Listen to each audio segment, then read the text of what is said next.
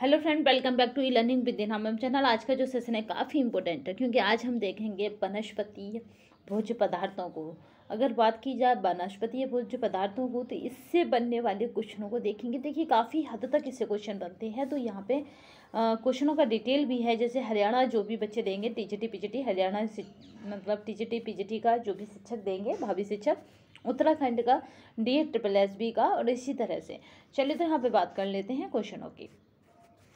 ये PDF आपको मेरे टेलीग्राम तथा व्हाट्सएप पर अवेलेबल रहेगा। वॉइस का जो थोड़ा सा दिक्कत चल रही है उसको हम जल्दी ही दूर करने की कोशिश करेंगे।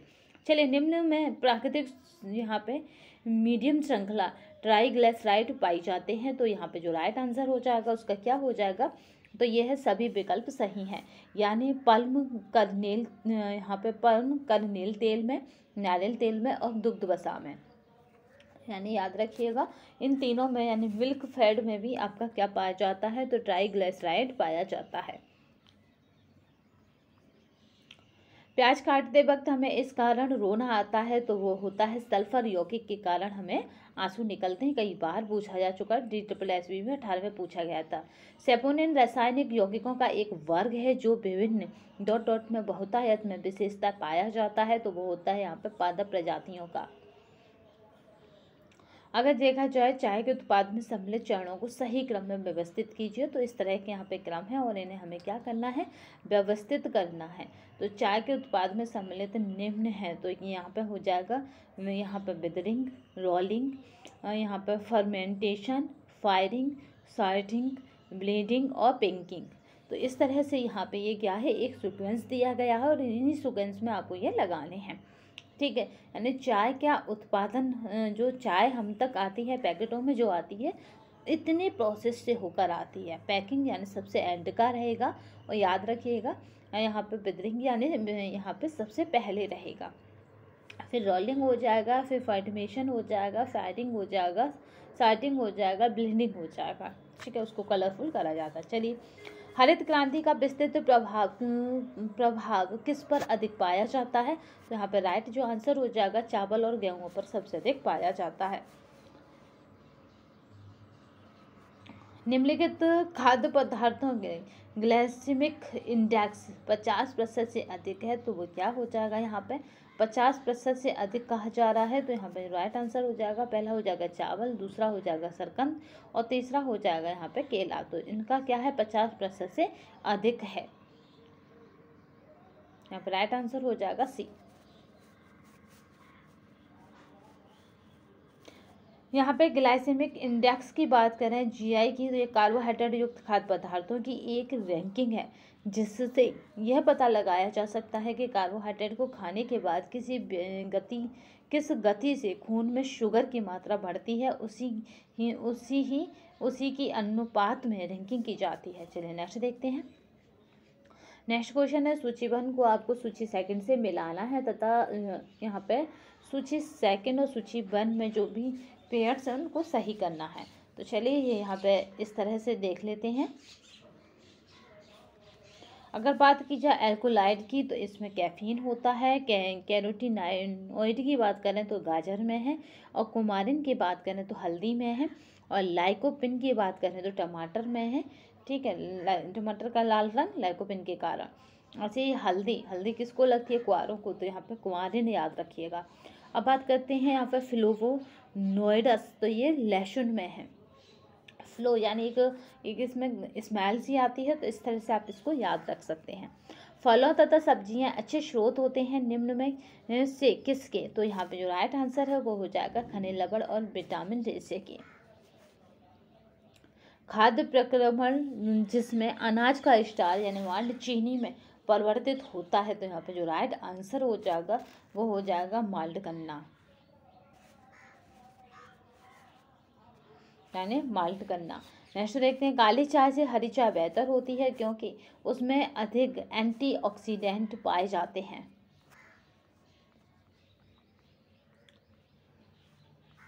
प्राणिज भोज्य पदार्थों और वनस्पति भोज्य पदार्थों का प्राप्त होता है, तो यहाँ पे उपयुक्त तो सभी।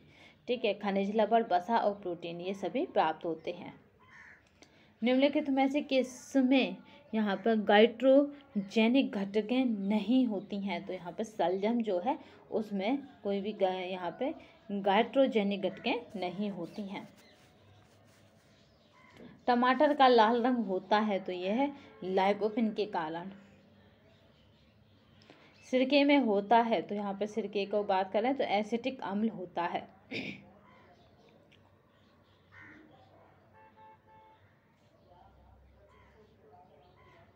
चलिए यहाँ पे देख लेते हैं इसको। चलिए यहीं पे देख लेते हैं। अगर बात की जाए अनाज की तो अनाज से हमें कार्बोज प्राप्त होगा।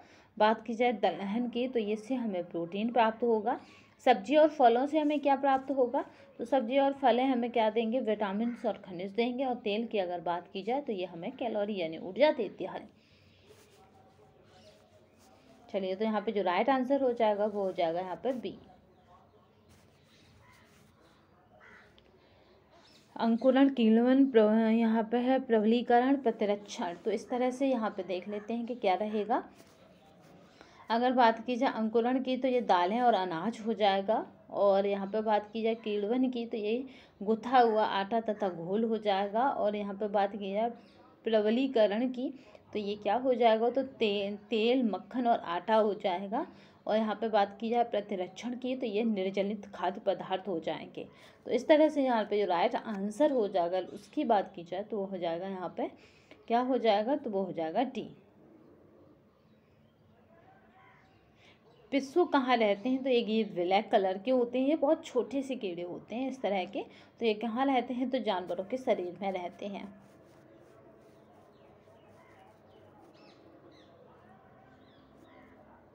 अगर पिस्सू की बात की जाए तो ये साइफोनेफ्टेरा कुल के कीट होते हैं। इनके पंख नहीं होते, फिर भी ये बहुत अच्छे से काटते हैं, याद रखिएगा। इनके मुख्य अंग त्वचा को छेदने और एवं रक्त चूसने के लिए विशेष रूप से जाने जाते हैं। चलिए नेक्स्ट देखते हैं। रोजाना भोजन में अधिक मात्रा में फल व सब्जियों का सेवन करने से कुछ प्रकार के वृक्क रोग यानी कैंसर से बचाव हो सकता है। फल व सब्जियों में यहाँ पे फाइटोकेमिकल्स अधिक मात्रा में पाए जाते हैं। तो जो राइट आंसर हो जाएगा वो हो जाएगा यहाँ पे ए और आर दोनों सही है, परंतु आर ए की अधूरी व्याख्या है। ठीक है, तो यहाँ पे राइट आंसर ये हो जाएगा। चलिए नेक्स्ट देखते हैं।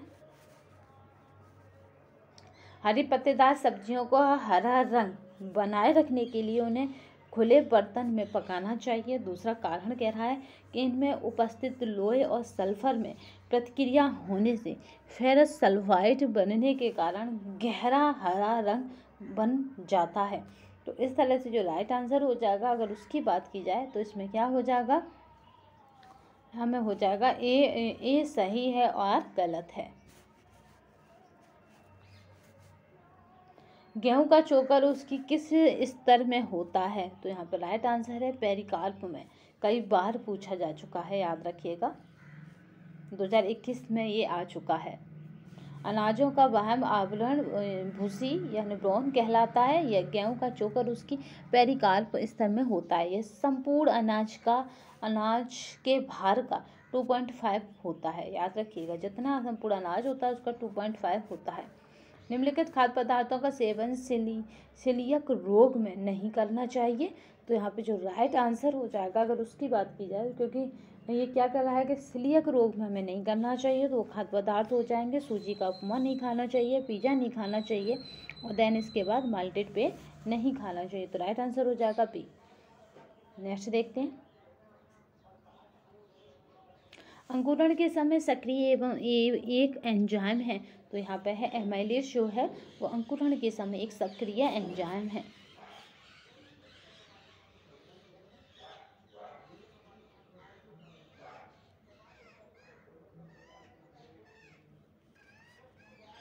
निम्नलिखित में से कौन से खाद्य पदार्थों में ग्लूटेन नहीं होता है और सीलियक रोग से पीड़ित मरीजों को इसका उपभोग करने की छूट है? तो यहाँ पे जो राइट आंसर है वो क्या हो जाएगा यहाँ पे? तो याद रखेंगे, चावल का आटा, चने का आटा और यहाँ पे हो जाएगा मक्के का आटा।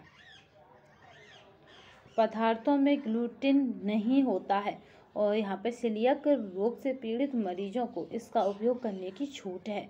जो सीलियक रोग से पीड़ित होते हैं वो मरीज क्या खा सकते हैं, तो याद रखेंगे वो चावल का आटा खा सकते हैं, और यहाँ पे चने का आटा खा सकते हैं, और मक्के का आटा खा सकते हैं, यानी गेहूँ का आटा छोड़ देंगे सीलियक के मरीज। और इनमें क्या होता है, सब में ग्लूटेन नहीं होता, जबकि गेहूं के आटे में ग्लूटेन होता है। इस तरह से भी आप इसको पेपर हॉल में सही कर सकते हैं कि ग्लूटेन नहीं है। तो आपको पता है ग्लूटेन गेहूं से ग्लूटेन, यानी गेहूं में ग्लूटेन है, बाद बाकी इनमें ग्लूटेन नहीं है।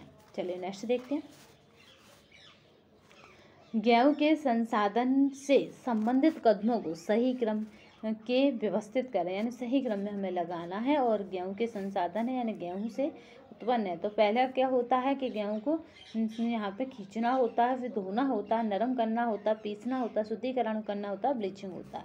नेक्स्ट देखते हैं। डॉट डॉट में स्टार्च कणों के रूप में अनाज भोजन का मुख्य भंडार होता है, तो वो होता है भ्रूण पोष में। चलिए नेक्स्ट देखते हैं। जब आटे में पानी मिलाकर गूंथा जाता है तब उस लोई में ग्लूटेन विकसित होता है। ये चपाती को यहाँ पे शुष्क आंच में पकाने पर उसमें भूरा रंग बनने में सहायता होती है, यानी जो ग्लूटेन है वो क्या करता है, चपाती में भूरा रंग बनने में सहायता करता है। तो इस तरह से यहाँ पूछा जा रहा है, तो आपको क्या बताना है कि जब पानी मिलाते हैं तो गूंथा जाता है तो उसमें ग्लूटेन विकसित तो हो जाता है, बट इसका भूरा रंग इसके कारण होता है, ये गलत बात है या मिथ्या बात है। चलिए नेक्स्ट देखते हैं। वनस्पति यहाँ पे अन्य पदार्थों में प्रति पोषक घटक होते हैं, तो यहाँ पे जो राइट आंसर है वो क्या हो जाएगा यहाँ पे, तो यहाँ पे राइट आंसर क्या हो जाएगा, ट्रिप्सिन, यहाँ पे इनहिबिटर हो जाएगा, और दूसरा क्या हो जाएगा, टेनिन हो जाएगा, तीसरा हो जाएगा यहाँ पर फाइटेटस। तो राइट आंसर हो जाएगा ए।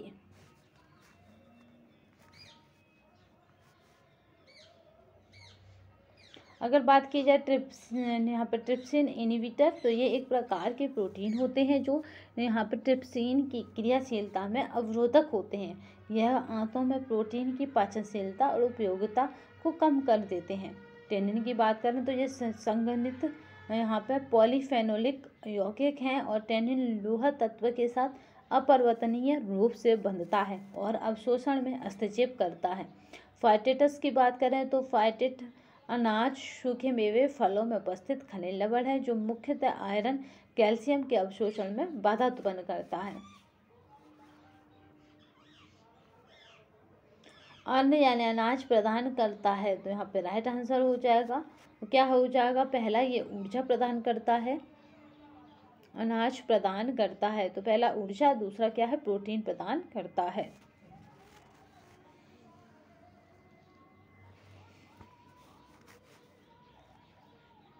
एकमात्र अनाज जिसमें यहाँ पे कैरोटीन पाया जाता है, तो याद रखिएगा कैरोटीन एकमात्र अनाज जो होती है वो होती है हमारी मक्का, पीली मक्का, जिसमें कैरोटीन की मात्रा भरपूर होती है। विटामिन ए का एक अच्छा स्रोत है, और मक्के का पीला रंग कैरोटीन के कारण ही होता है। मक्के को ही एक बेहतरीन कोलेस्ट्रॉल फाइबर कहा जाता है या फाइटर कहा जाता है, याद रखिएगा मक्के को ही एक बेहतरीन कोलेस्ट्रॉल यहाँ पर फाइटर माना जाता है। नेक्स्ट देखते हैं। गेहूं के प्रोटीन में सबसे कम मात्रा में पाए जाने वाला यहाँ पे अमीनो एसिड है, तो वो अमीनो एसिड क्या है गेहूं का, तो याद रखेंगे वो हो जाएगा यहाँ पे लाइसिन। जो लाइसिन है वो क्या है, तो गेहूं के प्रोटीन में सबसे कम मात्रा में पाए जाने वाला अमीनो एसिड है।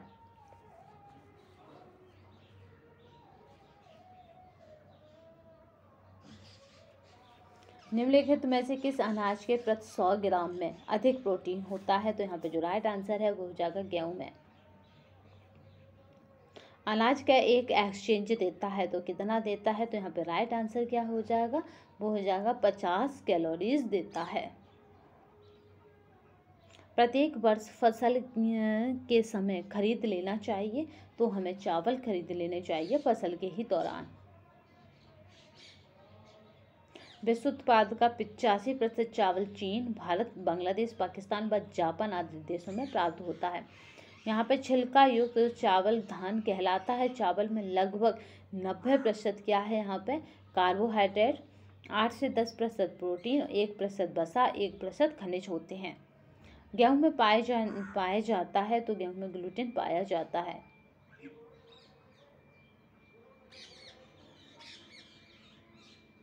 चीनी को अपमिश्रित किया जाता है तो यहाँ पर राइट आंसर हो जाएगा सफेद पत्थर से।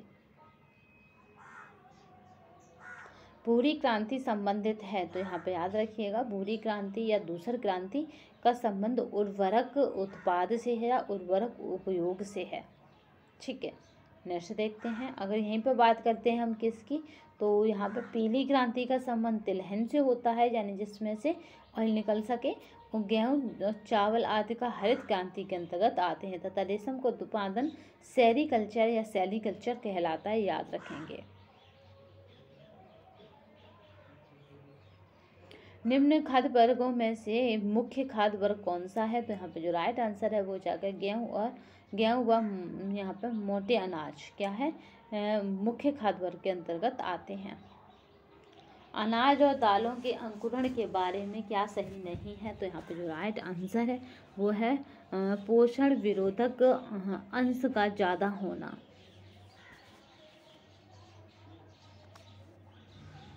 अनाज की पिसाई से, चमकाने से और परिष्करण करने से मुख्यतः जो विटामिन नष्ट हो जाता है वो कौन सा विटामिन है, तो यहाँ पे जो राइट आंसर है वो हो जाएगा यहाँ पे विटामिन बी नष्ट हो जाता है। अनाज जिस अमीनो अम्ल में अपूर्ण होते हैं वह है, तो यहाँ पे याद रखेंगे लाइसिन है। अब बात करते हैं दालों की, तो राजमा में उपस्थित यहाँ पे ऑक्जेलेट एवं फाइटेट किसकी उपलब्धता को अवरोधित करते हैं, तो यहाँ पे जो राइट हो जाएगा वो हो जाएगा लोहा तत्व एवं कैल्शियम को। दालों में कौन सा अमीनो अम्ल नहीं होता है, तो यहाँ पर राइट आंसर हो जाएगा मिथ्योनिन अमीनो अम्ल नहीं होता है। दालों में प्रोटीन की मात्रा होती है, तो यहाँ पे जो राइट आंसर है वो है 20 से 25% दालों में प्रोटीन की मात्रा होती है। नेक्स्ट देखते हैं, दालें अच्छा साधन है, तो वो है यहाँ पे प्रोटीन की।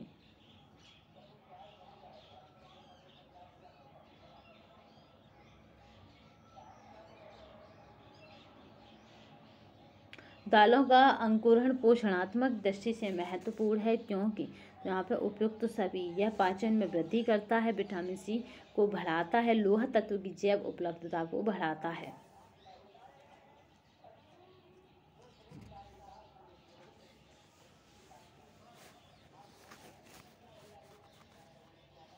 लाइसिन पाया जाता है तो दालों में पाया जाता है। दालें तथा फलियां किस पोषक तत्व के उत्तम स्रोत हैं, तो यहाँ पे जो राइट आंसर है वो है प्रोटीन के उत्तम स्रोत हैं। यहाँ पे टेम्पे बना होता है तो ये सोयाबीन से बना होता है। उच्च जैविक मूल्य का प्रोटीन उपस्थित होता है, तो यहाँ पे जो राइट आंसर है वो हो जाएगा दालों और फलियों में।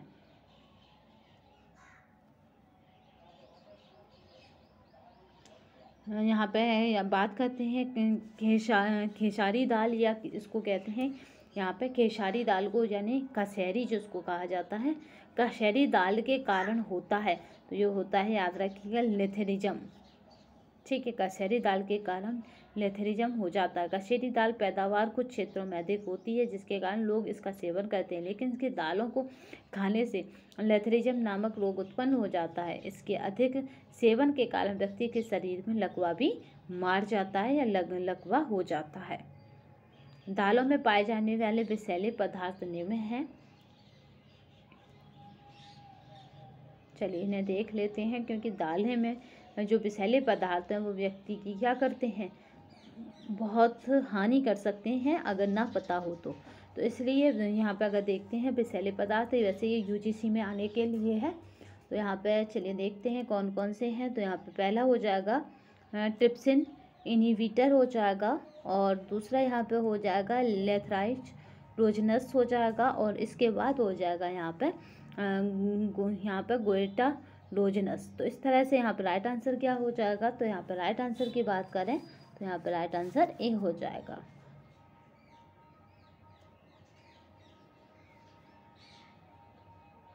फलों को देखते हैं। फलों और सब्जियों में सर्वाधिक विटामिन सी समृद्ध मिश्रण मिलता है। तो ये हमें कहाँ से मिलता है?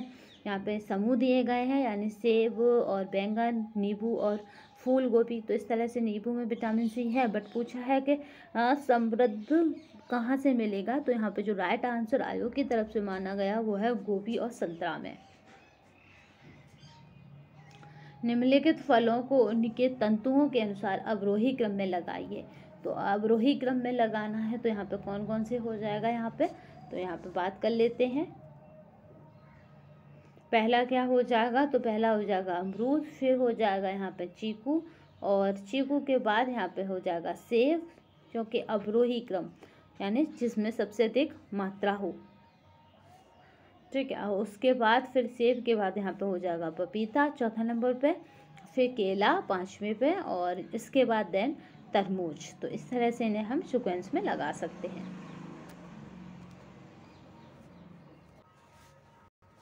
चलिए, यहाँ पे खाद्य पदार्थ हैं और पोषक तत्व हैं इनमें, तो देख लेते हैं। यहाँ पे बात करते हैं पपीता की, तो पपीता क्या हो जाएगा? विटामिन ए हो जाएगा। संतरा की बात करें तो संतरा क्या हो जाएगा? ये विटामिन सी हो जाएगा।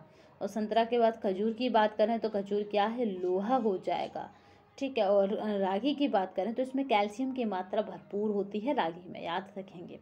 चलिए नेक्स्ट चलते हैं, क्योंकि चलिए यहाँ पे इस तरह से इसके पेयर्स हैं। नेक्स्ट देखते हैं, दैनिक आहार में 4 से 5 फलों और सब्जियों को शामिल करना, गैर संक्रामक रोगों में सुरक्षा प्रदान करना। फल और सब्जियों में यहाँ पे केमिकल्स प्रचुर मात्रा में होती हैं जो कोशिकाओं को ऑक्सीडेटिव दाब को कम करने में मदद करता है। तो यहाँ पे जो राइट आंसर है वो क्या हो जाएगा? तो यहाँ पे ए और आर दोनों सही हैं। सब्जियों के रेशे छूने में डॉट डॉट होते हैं तो वे ठंडे होते हैं।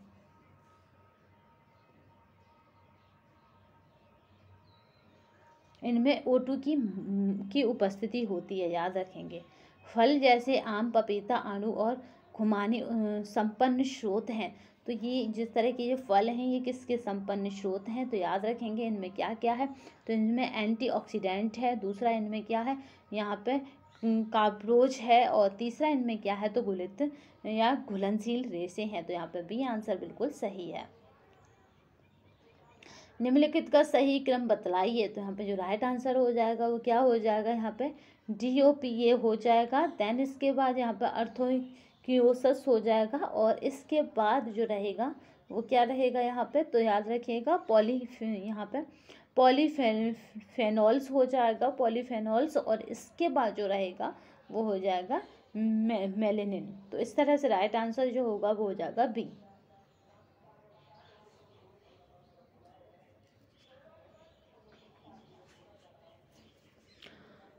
कौन से रसायन फलों को कृत्रिम रूप से पकाने में प्रयुक्त होते हैं? तो यहाँ पे जो राइट आंसर है वो क्या हो जाएगा?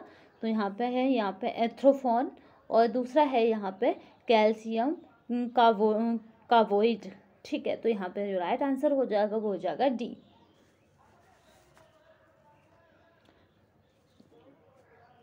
कच्चे फलों से कठोर गंध आती है क्योंकि इनमें होता है। तो यहाँ पे जो राइट आंसर है इनमें क्या होता है? तो ट्रिप्सिन निरोधक होते हैं।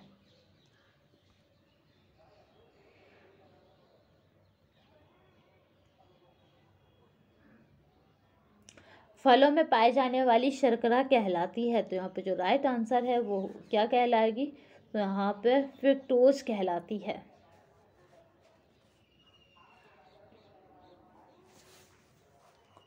ग्लूकोज, सुक्रोज और यहाँ पे लैक्टोज, ये सब भी मौजूद है यहाँ पे। बट याद इसका जो फलों में पाई जाती है, फ से फल और फ से फ्रक्टोज। तो इस तरह से इसको याद रखेंगे। फ्रक्टोज की अगर बात की जाए तो ये इसे फूड शुगर या कहें इसको क्या कहते हैं? तो याद रखेंगे इसको फ्रूट शुगर कहा जाता है, जो स्वाभाविक रूप से फल, शहद और गन्ने में होती है। यह आमतौर पर उच्च फ्रक्टोज कॉर्न सिरप के रूप में यहाँ पर प्रोसेस्ड खाद्य पदार्थों में मिलाई जाती है। प्रोटोज को गन्ना, चुकंदर और मकई से प्राप्त किया जाता है। अब बात करते हैं ग्लूकोज की, तो ये ग्लूकोज सबसे सरल कार्बोहाइड्रेट है, ये जल में घुलनशील होता है तथा इसका रासायनिक सूत्र क्या होता है, 6C6H12 और O6 सूत्र है। यह स्वाद में मीठा होता है। अगर बात की जाए सुक्रोज की, तो ये गन्ने से बनी हुई चीनी है और ज़्यादातर यह सभी खाद्य पदार्थों में पाई जाती है और यह एक तरल यहाँ पे डाइसैकराइड है। लैक्टोज की बात करें तो दूध में पाए जाने वाला एक तत्व है जो दूध में प्राकृतिक शुगर की तरह होता है। अच्छी जेली की पहचान है, तो यहाँ पे जो राइट आंसर है वो क्या हो जाएगा, तो यहाँ पे राइट आंसर है पारदर्शी होना। ताजे फल तथा सब्जियों का आहार में सम्मिलित किए जाते हैं, तो यहाँ पे जो राइट आंसर है वो है सुरक्षात्मक आहार के रूप में।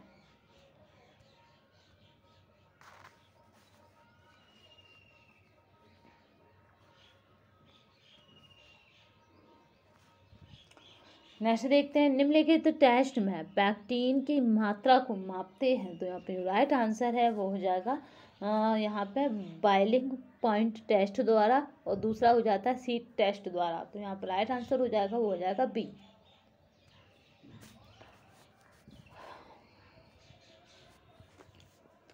पैक्टिन पाया जाता है, तो पैक्टिन किस में, तो अमरूद की जो जेली बनेगी याद रखिएगा उसमें भी पैक्टिन होगा, तो अमरूद में पैक्टिन पाया जाता है। पैक्टिन सामान्यतः नींबू प्रजातियों में पाए जाते हैं। नींबू प्रजातीय फलों में अमरूद, सेब, यहाँ पे गुसबेरी, क्वींस आदि में पाए जाने वाला है। क्रेटियस फ्रूट्स में याद रखेंगे।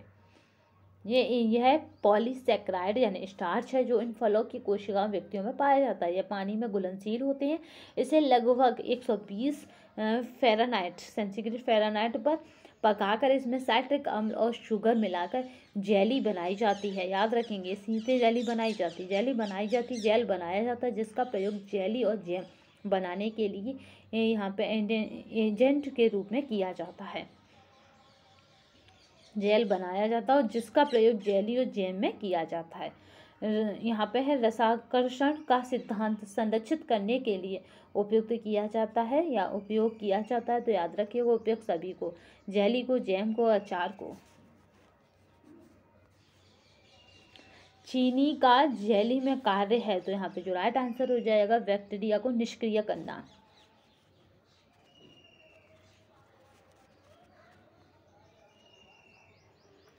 सूखे मेवे हैं, तो यहाँ पे अल्फा टॉक्सिन पाए जाते हैं, तो यहाँ पे जो राइट आंसर है मूंगफली में। मसाले एवं गुड़ की बात करें तो यहाँ पे जो राइट आंसर हो जाएगा मसाले और गुड़ का, तो वो इस तरह से हो जाएगा सक्रिय घटक और मसाले। तो यहाँ पे बात करें यहाँ पे एलाइल आइसोथियो यहाँ पे थियोसाइनेट की, तो ये किस में पाई जाएगी, तो ये सरसों में पाया जाएगा। बस ये काफ़ी लेंदी नाम है, तो आप याद रखें। एलाइल यहाँ पे एलाइल, ठीक है। एलाइल किस में है, तो सरसों के तेल में। एलिन किस में है, तो लहसुन में। यहाँ पे करक्यूमिन किस में है, तो हल्दी में है। और यहाँ पे यूजिनॉल किस में है, तो लौंग में है। लहसुन में कौन सा तत्व भरपूर है, तो यहाँ पे याद रखिएगा ऐसा कौन सा तत्व है लहसुन में, तो यहाँ पे होता है, याद रखेंगे, फ्लेवोनोइड्स जो है वो लहसुन में भरपूर मात्रा में होता है। सूची 1 और सूची 2 को मिलाना है, तो हम दोनों को यहाँ पे देखेंगे इस तरह से। यहाँ पे अगर बात की जाए कि यहाँ पे करक्यूमिन की, तो ये हल्दी में है। मैंने कहा था किसको लगता है, कन्याओं को, तो ये हल्दी में है। देन इसके बाद अगर बात करते हैं हम किसकी, तो यहाँ पे यूजिनॉल की, तो ये लौंग में है। और एलिन लहसुन में है। और ओलियोरेंजिन काली मिर्च में है। और सिनकोल किस में है, इलायची में है। एलिन नामक यौगिक निम्न में पाया जाता है, तो यहाँ पे जो राइट आंसर हो जाएगा वो है लहसुन में पाया जाता है।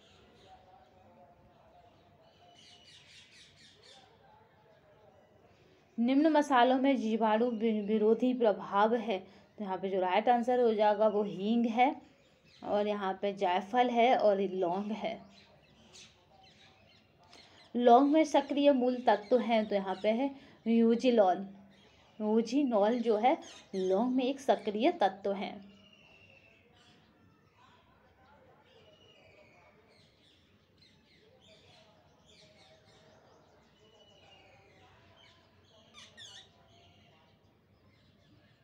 नेक्स्ट बात करते हैं हींग, केसर, लौंग, जावित्री, हल्दी और मेथी दाना। तो इनको हम यहाँ पे देख लेते हैं कि किस तरह से हमें इन्हें मैचिंग करना है। ठीक है, यानी किस में क्या है, तो याद रखेंगे मोस्ट इम्पोर्टेंट है ये श्रृंखला, पर किसके लिए, यूजीसी वालों के लिए। और दूसरा आपका ये क्वेश्चन मोस्ट इम्पोर्टेंट है, ये क्वेश्चन मैचिंग वाला, बट ये यूजीसी के लिए और दूसरा असिस्टेंट प्रोफेसर के लिए, क्योंकि उसमें मैचिंग के आपको असिस्टेंट प्रोफेसर में 8 से 10 मिलेंगे, यूजीसी में तो 100 क्वेश्चनों में आपको 50 क्वेश्चन इसी तरह के मिलते हैं फॉर्मेट के। तो चलिए यहाँ पे हींग की बात करते हैं। तो हींग में क्या आता है, तो हींग में एक क्या आती है, गोंदरोल होता है हींग। आपने देखा होगा एक लिबलिबी, मतलब एक इस तरह सा गट्ठा सा आता है, फिर हम उसको क्या करते हैं, तोड़ लेते हैं, तो गोंदराल होती है ये। केसर की बात करते हैं तो ये सुगंधित पराग होती है, क्योंकि आपने देखा इस तरह की बहुत हल्के हल्के सी, जैसे कि किसी पेड़ की पराग हो। लौंग की बात करें तो लौंग क्या हो जाती है, तो फूल की कली होती है। लौंग फूल की कली होती है, तभी तो उसके मुंह पे इस तरह से फैली हुई और दिखती है, बीच में ऐसे डिम्बा सा। तो जावित्री की बात करें, जावित्री क्या है, तो जावित्री क्या है, गूदादार नारंगी छिलका होती है। ठीक है, और उसके बाद हल्दी की बात करें तो हल्दी क्या होती है, तो हल्दी क्या है यहाँ पर, ये एक जड़ होती है, क्योंकि ये क्या है, जैसे आलू निकलते हैं ऐसे नीचे निकलती है, तो सुरभित जड़ है ये। अगर मेथी दाने की बात करें तो ये क्या है, तो ये मसूर दाल है। ठीक है, तो इस तरह से इन्हें हम पेयर्स में देखेंगे। तो राइट आंसर इसमें क्या हो जाएगा, तो इसमें हो जाएगा बी। मसालों के अधिक प्रयोग से किस अम्ल का श्रवण अधिक होता है, तो यहाँ पर राइट आंसर है वो है हाइड्रोक्लोरिक अम्ल का। तो आज की श्रृंखला हमने क्या देखा, तो आज की श्रृंखला में हमने भोज्य पदार्थों के समूह को देखा। और अगर चैप्टर की बात करें तो मैंने आज चैप्टर आपको कौन सा कराया, 7 वाले में कल आवाज़ नहीं आई थी, तो उसको मैं दोबारा रिप्लेस कर दूंगी। और आज चैप्टर हमने जो देखा वो कौन सा था, तो चैप्टर 8 था। 7 में हमने जल देखा था, उसको मैं दोबारा वीडियो के माध्यम से कवर करा दूँगी। उसके बाद ही उसके शॉर्ट वो 1 लाइनर वाली फॉर्मेट डालूंगी। तो आज हमने चैप्टर 8 को देखा, और चैप्टर 8 में बनने वाले उन तमाम क्वेश्चनों को देखा जो आने वाली परीक्षा में बनेंगे ही बनेंगे, उन्हें कोई रोक नहीं सकता। क्योंकि हम क्या कर रहे हैं, हम PYQ लगा रहे हैं। आने वाले दिनों में मैं जल्दी ही आपको, क्योंकि आज कितनी हो गई, तो आज डेट की बात करें तो आज डेट हो गई 27 आई थिंक। तो इस तरह से 27 डेट हो गई, तो हमारे पास दिन नहीं बचे हैं यूथ की। मुझे आपको पूरी श्रृंखला देनी है, और देन इसके यूथ की देने के बाद मुझे आपको हर साल के PYQ कराने हैं। तो उसमें मैं यूपी के और आपके BPSC के रखूँगी, क्योंकि आने वाले 2 ही एग्ज़ाम हैं, यूपी में और BPSC में। मैं भी हो सकता है अगर कोई कमेंट बॉक्स में कहेगा तो एस्टेट के भी कर दूँगी, बट ये 2 कराऊँगी कि इसमें क्या होगा, PYQ में पहले यूपी के होंगे, क्योंकि हमारा मेन फोकस है यूपी TGT पर। ठीक है, मैं पहले ही बता देती हूँ कि मेन फोकस क्या है, यूपी TGT पर एक सीट ले जानी है। बट जो मेरे कैंडिडेट हैं, जो मेरे शिक्षक हैं, उनके लिए भी यही है कि यूपी पर भी फोकस रखो, बिहार पर भी, क्योंकि इस समय बिहार में क्या है, बहार है। तो इसलिए इस बार केवल यही टारगेट रखना है कि 2025 में आपको जॉब ले लेनी है, क्योंकि आने वाला टाइम और टफ होता जा रहा है। तो इसलिए बस प्रार्थना करिए ईश्वर से कि 2025 में आपको वैकेंसी मिल जाए। इसी प्रार्थना के साथ कि आप सबके सपने पूरे हों। आज के लिए बस इतना ही। नेक्स्ट सेशन में फिर मिलेंगे या नेक्स्ट वीडियो में फिर मिलेंगे। तब तक के लिए धन्यवाद। लगे रहिए, लगातार पढ़ते रहिए जब भी टाइम मिले। ये नहीं कि कोई टाइम टेबल बना ही नहीं पा रहे हैं, क्योंकि रूटीन कुछ इसी तरह का होता है, ह्यूमन का या कहें कि मानव का या कहें कि वुमेन का। तो इसलिए जब भी टाइम मिले जब भी पढ़िए, पर पढ़ते रहिए। टेक केयर, और बस जुड़े रहिए किताबों के साथ, तो सफलता आप ही की होगी। तो आज के सेशन में बस इतना ही। नए सेशन में फिर मिलेंगे, तब तक के लिए धन्यवाद। वंदे मातरम, जय हिंद।